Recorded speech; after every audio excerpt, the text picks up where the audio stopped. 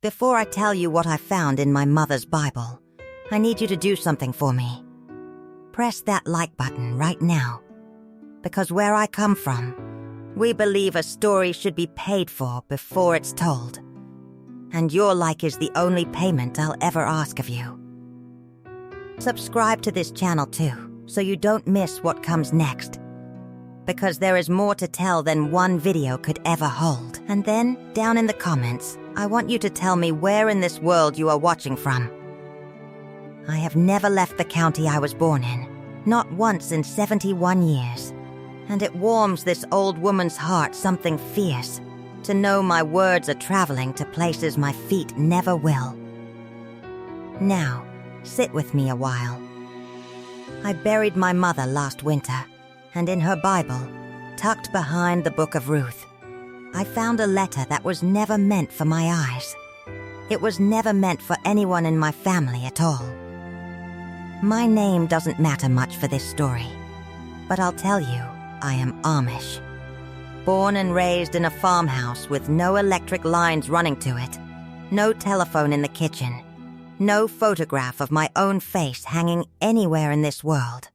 We do not believe in graven images, so you will have to picture me the old-fashioned way, with your ears and your heart instead of your eyes. I am an old woman now. My hands shake some when I hold a needle too long, and my knees complain to me every morning like an old dog that doesn't want to get up off the porch.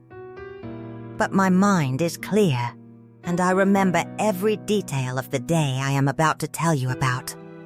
Because grief has a way of pressing memories into you, like a hot iron, pressing a crease into linen. It does not fade, it sets. My mother's name was Miriam. She lived to be 86 years old, which around here we consider a full harvest of a life. She raised 9 children, of which I was the 4th, and she buried 2 of them before they saw their 5th birthdays, which was common enough in her time that people did not speak of it the way you might speak of such a thing now. She buried a husband too, my father, 22 years before she herself passed. She ran that farm alone after he was gone, with the help of her sons and the community, the way we do things. She never complained. Not once did I hear that woman complain. Not when the well went dry 2 summers running. Not when the barn burned in 1974. Not when her own hands grew so twisted with the arthritis that she could no longer hold a rolling pin steady. She simply adjusted, the way water adjusts to whatever container it is poured into. And she kept going.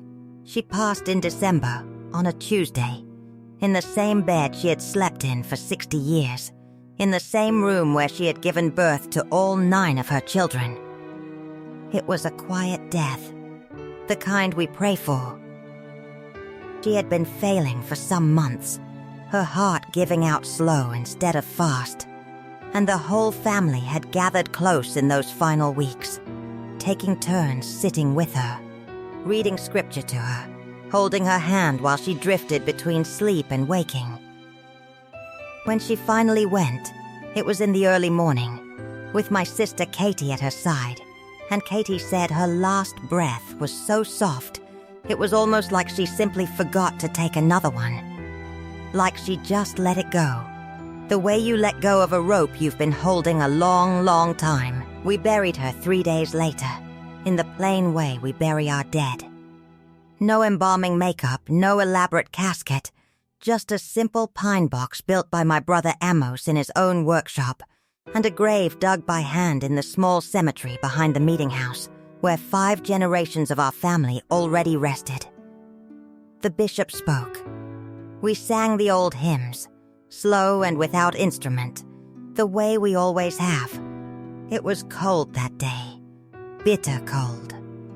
The kind of cold that gets into your bones and makes the grief feel sharper somehow, more real, like the world itself was mourning alongside us. I remember standing at that graveside and thinking that I had never truly considered my mother as her own person before, only as my mother, only as the woman who raised me. It is a strange thing, how death makes you realize you never really knew the person you loved most.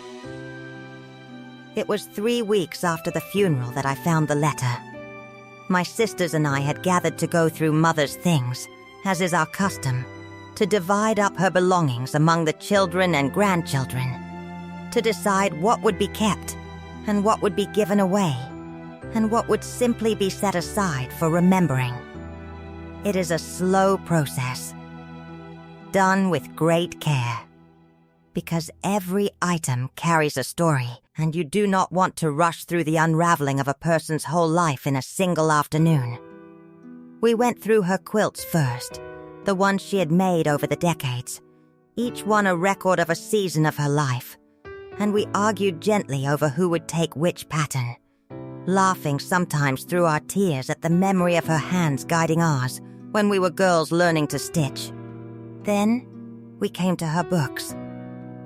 My mother did not own many books, as is our way, but she had her Bible, worn soft at the edges, the leather gone the color of an old saddle, the pages so thin from handling that some of them had begun to tear along the crease. It was the same Bible she had carried to church every Sunday of my whole life, the same one she had read from at our bedsides when we were sick, the same one whose spine I had watched her repair twice with careful stitches of black thread when the binding began to fail. I was the one who picked it up that afternoon. I remember the weight of it in my hands, heavier than a book that size should be, though I know now that the weight was not really in the paper and leather at all. It was in what was hidden inside. I opened it, meaning simply to look for the family record page in the front, the one where Mother had written down all our birth dates in her careful, slanting hand, along with the dates of the deaths in our family, the way many of our families keep such records since we do not put much stock in elaborate genealogy charts or fancy record books. But as I turned the pages, something slipped loose from between the book of Ruth and the book of 1 Samuel. It fell into my lap, a folded piece of paper, yellowed with age, brittle at the folds like it had been folded and unfolded so many times over so many years that the creases themselves had become fragile. My sisters gathered around, curious, the way you would be curious too if you saw your own mother's hidden things spilling out unexpectedly. I unfolded it slowly, careful not to tear it further, and we all leaned in together to read it. The handwriting was not my mother's. That was the first thing I noticed. It was a different hand entirely. Looser, more hurried, the letters slanting the opposite direction from how my mother always wrote, and the greeting at the top of the letter did not say Miriam at all. It said a different name. It said Ruthie. We all sat there a moment in silence, the 5 of us sisters who had gathered that day, staring at that word. Ruthie. None of us knew a Ruthie. Not a single one of us had ever heard our mother mention anyone by that name. Not a friend, not a cousin, not a neighbor from her girlhood. Nothing. And yet here was a letter, clearly decades old, clearly precious enough that our mother had kept it hidden inside her Bible for what must have been most of her adult life, addressed to a woman named Ruthie, who none of us had ever heard of. I want you to understand something about how strange this felt to us.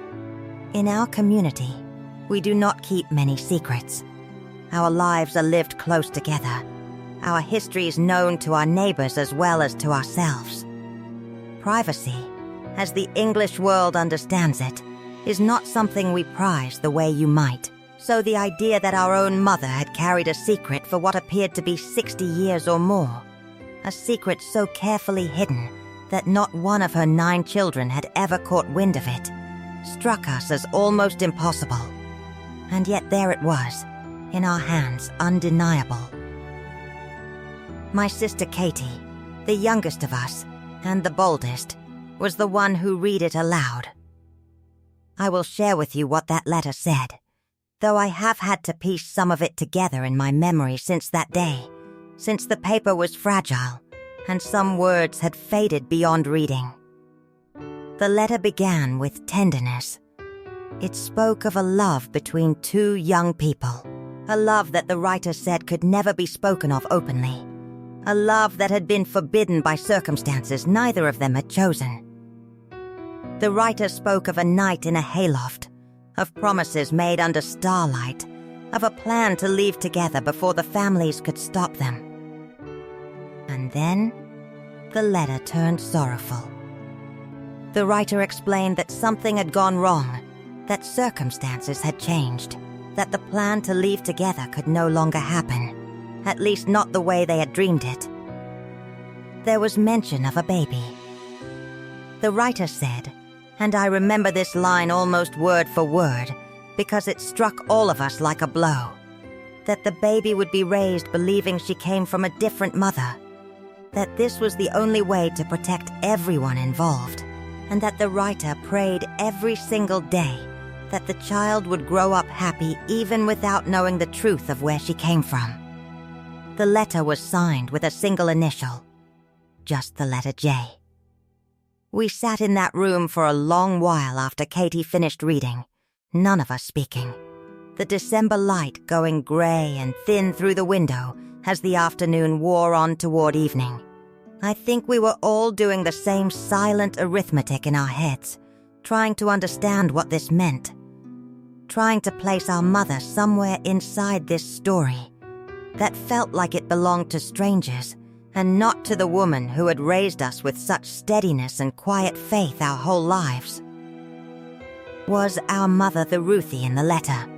Had she once gone by a different name, a name from before she married our father, a name none of us had ever heard, because by the time any of us were born, she had already become simply Miriam, wife and mother, with no trace remaining of whoever she might have been before. And if she was Ruthie, then who was this baby the letter spoke of? Was it one of us? Had one of my own sisters or brothers been raised, as the letter said, believing they came from a different mother, when in truth they had come from some other woman entirely, some woman our mother had perhaps taken in and helped, the way our community sometimes quietly does for young women in trouble? Or, and this thought chilled me more than any other, was the baby my mother herself? Had she been raised by a woman who was not her true mother? And had she spent her entire life carrying this secret, this letter, as the only remaining piece of the truth about where she had actually come from? We did not know. And in that not knowing, I felt something shift in me that I am still, even now, trying to find the words for. It was not anger, though there was some of that mixed in. A small hurt feeling that our mother had not trusted us enough to share whatever this truth was. It was not simple grief either, though the grief was still fresh and raw from burying her only 3 weeks before. It was something more like disorientation. The feeling you might get if you learned that the road you had walked your whole life had actually forked somewhere far behind you, and you had been walking the wrong branch without ever knowing it. My brother Amish, when we told him what we had found, was the practical one among us, as he always has been. He said we should not go stirring up trouble over an old letter that might mean nothing at all, that might have belonged to some friend of mother's from her girlhood, tucked away and forgotten, with no real bearing on any of us. He said mother was gone now, and whatever secrets she had carried them to her grave on purpose, and perhaps it was not our place to dig them back up. There is wisdom in what he said. I have turned it over in my mind many times since, but I could not let it rest, not entirely, because something in that letter had reached into me and would not let go. I kept thinking of that line about the baby growing up happy, even without knowing the truth of where she came from. I kept thinking of my mother, young once, holding this letter in her hands, reading those words, and then folding it up and hiding it away for the rest of her life. What kind of sorrow does a person carry, silently, for 60 years? I decided to talk to my Aunt Louisa, my mother's younger sister, who is 81 years old now and still sharp as a tack, still living on her own small place 2 farms over from where I live. If anyone alive still remembered my mother's girlhood, it would be her. I hitched up the buggy on a cold morning in January, the roads icy and treacherous, and made my way over to her place, the letter folded carefully in my coat pocket the whole way, as though I were carrying something alive that needed protecting from the cold. Louisa greeted me warmly, as she always does, and set water on for tea, and we sat at her kitchen table while I told her what we had found. I watched her face carefully as I spoke, the way you watch a person's face when you suspect they might already know more than they are letting on. And I saw something pass over her features, a flicker of recognition, quickly smoothed away, but not quickly enough that I missed it entirely. I asked her plainly. I said, "Louisa, was our mother ever called Ruthie?" And I asked her, did she ever tell you about a man whose name began with the letter J? Louisa set her teacup down very carefully, the way a person sets something down when their hands are not quite steady enough to trust. And then she told me a story I had never heard in my whole life. A story about our mother as a young woman of 17, working one summer at her own aunt's farm 2 counties over, helping with a large family during harvest season. She told me that our mother had fallen in love that summer with a young man from a neighboring farm, a young man who was not Amish at all, but came from an English family, one of the local farmhands who worked the fields during the busy season. She told me that our mother's family, upon learning of this, had been horrified, had forbidden any further contact, had in fact cut the visit short, and brought our mother home early, back to her own community, back to the world she was expected to remain within. But it was already too late. Our mother came home from that summer already carrying a child. I want you to understand what this meant in our community in that time. It was not spoken of. It was handled quietly, privately, the way such things were always handled, with great shame attached and great effort made to protect the family's standing and the young woman's future prospects for marriage within the faith. Louisa told me that our mother's parents, our own great-grandparents, made arrangements for the baby to be raised by another family within the community, a childless couple who desperately wanted a baby and who agreed to raise the child as their own, with no one outside the immediate family ever knowing the truth of her true parentage.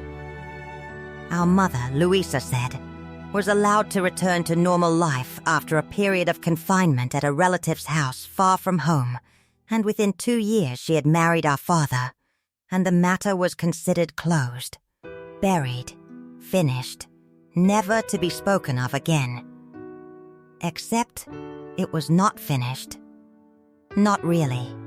Because somewhere in this community, or perhaps in a neighboring one, there was a woman, now likely in her 60s or 70s herself, who had spent her entire life believing she came from parents who were not her true parents at all.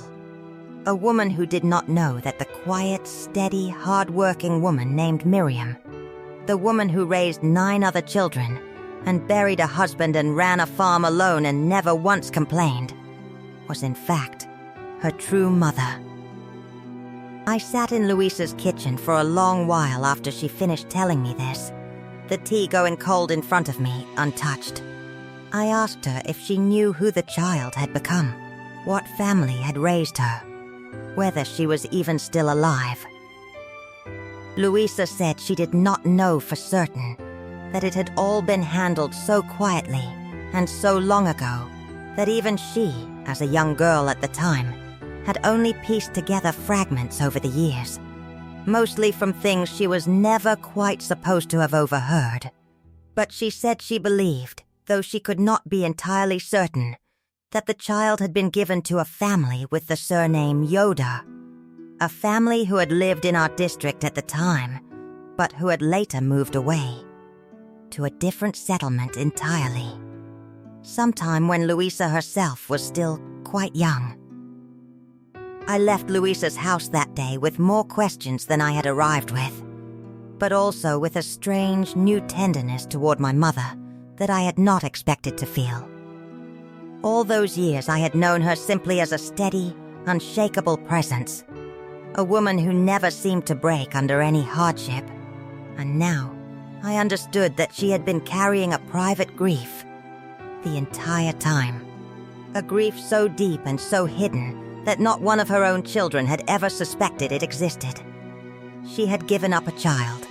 She had watched that child grow up nearby, perhaps close enough to see her at market or at a community gathering, perhaps close enough to watch her grow from a baby to a girl to a woman, all while never being able to claim her, never being able to say, "This is my daughter. This one belongs to me too."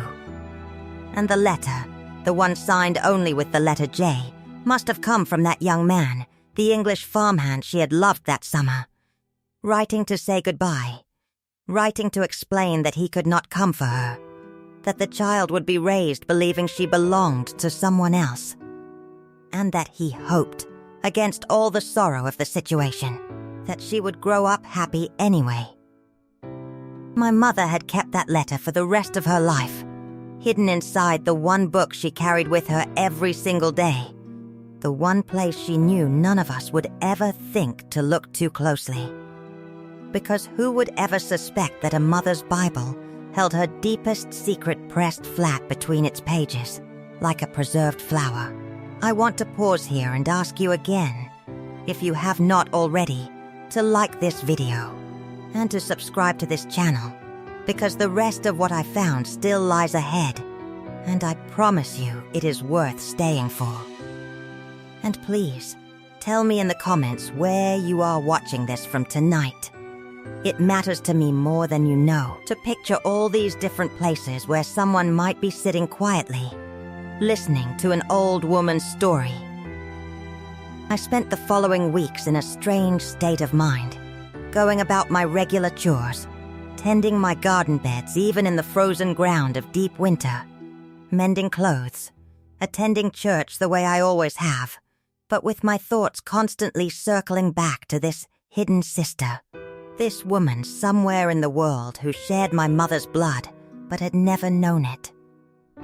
I felt a pull toward finding her, toward somehow letting her know the truth before it was too late, before this last thread connecting her to her true mother frayed away entirely with the passing of everyone who remembered the story. I spoke with my sisters about it, and there was disagreement among us, as there often is in families when old secrets surface.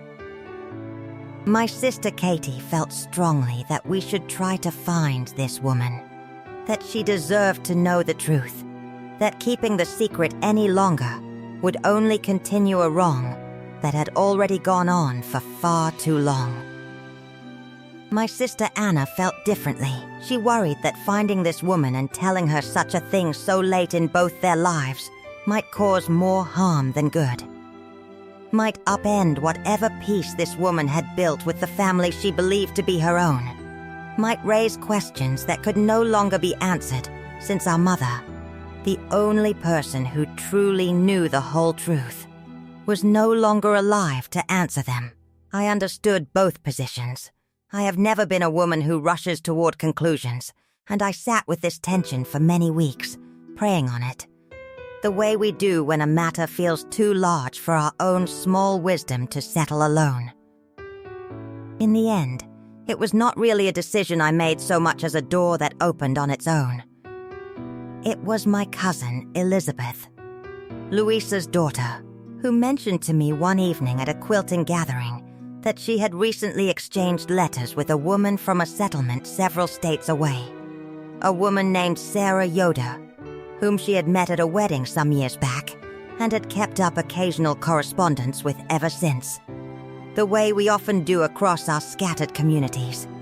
Elizabeth mentioned, almost in passing, that Sarah Yoder's mother had passed some years ago, and that Sarah had once told her, during a quiet conversation at that wedding, that she had always felt a strange distance from her own family growing up.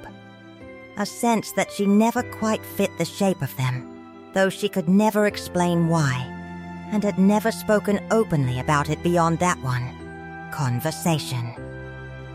My heart nearly stopped when I heard the name Yoder. I asked Elizabeth more questions than perhaps I should have all at once, and she looked at me with some confusion, not understanding yet what I was circling toward. I told her the whole story then, right there at the quilting frame, my needle forgotten in my hand, and Elizabeth's face went pale as she listened, because she realized, as I had, that this might be the very woman we had been searching for, without even truly beginning the search. I want to tell you honestly that what followed was not simple, and it did not happen quickly. Writing a letter to a stranger, telling her that the woman she believed to be her grandmother's daughter was in fact not her blood grandmother at all, that her true grandmother had been a woman named Miriam, who had passed only months before. A woman she had perhaps met in passing at some community gathering over the years, without either of them knowing the truth of their connection. This is not a letter one writes easily. I drafted it perhaps a dozen times over the course of 2 months, tearing up page after page, trying to find words gentle enough to carry such heavy news without breaking whoever received them. I finally sent the letter in early spring, along with a copy of the original letter my mother had kept hidden all those years, the one signed with the letter J, so that Sarah could see the truth in the original handwriting rather than simply take my word for it. I did not know if she would believe me.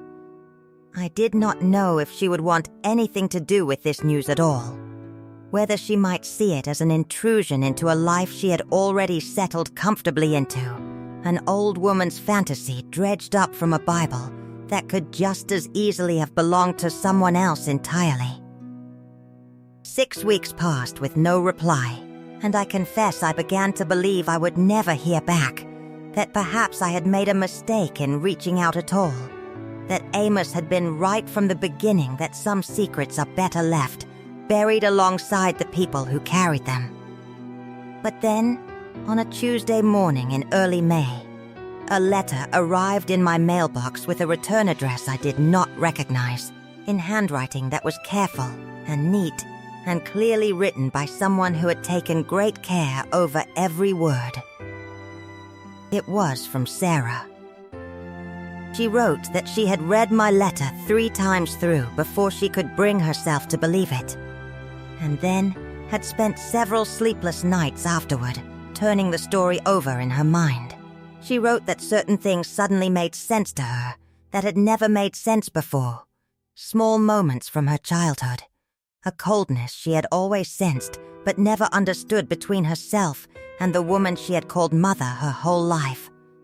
A coldness she now wondered might have come from her mother's own private grief over a truth she perhaps knew and had never been permitted to speak of, either.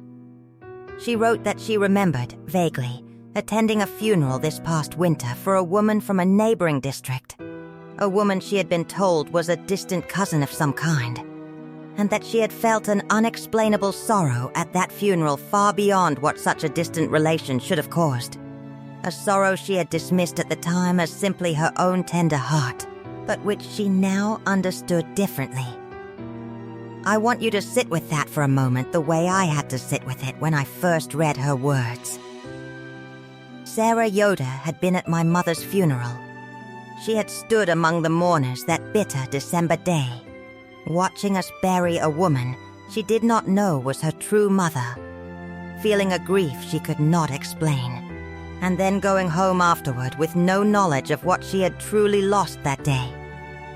I think of her standing at the edge of that gathering, a stranger to us and yet not a stranger at all, connected by blood so deep and so hidden that neither of us knew to reach for the other, and I feel something in my chest tighten even now as I tell you this. Sarah and I have exchanged many letters since that spring. We have not yet met in person, as the distance between our communities is considerable, and travel is not something either of us undertakes lightly at our age. But we have made plans, tentative plans, for a visit come summer, when the weather is kinder to old bones and long journeys. She has told me about her life, her own children and grandchildren, her years working alongside her husband on their dairy farm before he passed some years back, the quiet satisfaction of a life fully lived even within the shadow of a truth she never knew she was missing. And I have told her about our mother, about the woman I knew for 71 years, the steadiness of her, the quiet strength, the way she never complained, even when complaint would have been more than justified. I have wondered many times since all of this began whether my mother ever knew that her daughter had settled so close by, whether she perhaps caught glimpses of her over the decades at markets or gatherings or shared community events, recognizing something of herself in a stranger's face, without ever being permitted to claim the connection aloud. I will never know the answer to that question for certain, but I choose to believe that some part of her did know. Some part of her carried the comfort of that closeness, even in silence, and that the letter she kept pressed inside her Bible for 60 years was not only a grief she carried, but also, in some strange way, a comfort, a physical reminder that the love from that long-ago summer had been real, even if circumstances had never allowed it to be spoken of openly. I think often, now, about what it means to bury someone. We think of it as an ending, and in the most obvious sense, of course it is. But my mother's death did not close her story the way I expected it to. It cracked something open instead, revealed a whole hidden chamber of her life that none of us had known existed, and in doing so, gave all of us, myself and my sisters and brothers, and now Sarah too, a fuller and truer picture of who this remarkable woman actually was. She was not simply the mother who raised us. She was a young woman once who loved deeply and lost that love to circumstances beyond her control, who made an impossible choice at 17 years old that shaped the rest of her life, who carried a private sorrow with more grace and steadiness than I believe I could have managed in her place, and who somehow still found the strength afterward to build a full life, to raise 9 more children, to run a farm alone through decades of hardship, to never once let that early grief curdle into bitterness that would have poisoned everything that came after.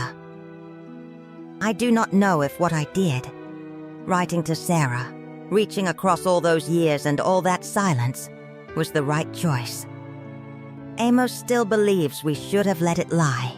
Anna worries sometimes that we have disrupted a peace that did not need disrupting, but I believe, in my heart, that truth wants to be known, eventually in its own time, and that my mother, wherever she is now, is at peace knowing that her 2 daughters, the one she raised and the one she was never permitted to raise, have finally found their way to each other after a lifetime of separation neither of them chose. This coming summer, when Sarah and I finally meet face to face for the first time, I plan to bring her something. I plan to bring her that letter, the one signed with the letter J, the one that started this whole unraveling. It belongs to her now, I think, more than it ever belonged to me or to any of my sisters. It was written for her, in a manner of speaking, even though she was only a baby at the time and could not have understood a single word of it. I think it is time that letter finally reached the person it was always meant to reach, even if it took 60 years and a death and a great deal of searching to get there. There is one more small detail I want to share with you before I close, because it has stayed with me in a way I did not expect. In one of her later letters, Sarah told me she had gone looking through her own mother's belongings after our correspondence began, searching for anything that might confirm or deepen what I had told her. She found, tucked into an old sewing basket that had belonged to the woman who raised her, a single photograph, faded almost to nothing, of two young women standing together in front of a barn, arms linked, laughing at something outside the frame of the picture. On the back, in pencil, someone had written only 2 words, Summer 17. Sarah does not know for certain who the 2 young women are, since photographs were rare enough in either of our families that no clear record remains to explain it. But she believes, and I believe too, that one of those laughing young women may well have been our mother, captured in a rare moment before the weight of that difficult summer settled fully upon her. I cannot say for certain. I was not there. But I find comfort in imagining her that way, young and laughing and unburdened, if only for the length of time it takes a shutter to close. I have also come to understand something else through all of this, something about the nature of the letters themselves. My mother carried one letter for 60 years, a letter of loss and goodbye, and it became for her a private grief she told no one. But it seems that letter, once finally allowed into the light, became the very thing that carried 2 long-lost sisters back toward one another. I think there is something worth holding on to in that. The things we hide out of shame or fear or simple exhaustion do not always stay buried forever. Sometimes they wait, patient as a seed in winter ground, for the right season to come around again. For someone brave enough, or curious enough, or simply present enough to notice them, and give them the chance to grow into something new. If this story has moved you tonight, I ask you one more time to press that like button, to subscribe to this channel so you do not miss the next chapter of what continues to unfold in this family, and to leave a comment telling me where in the world you are watching from.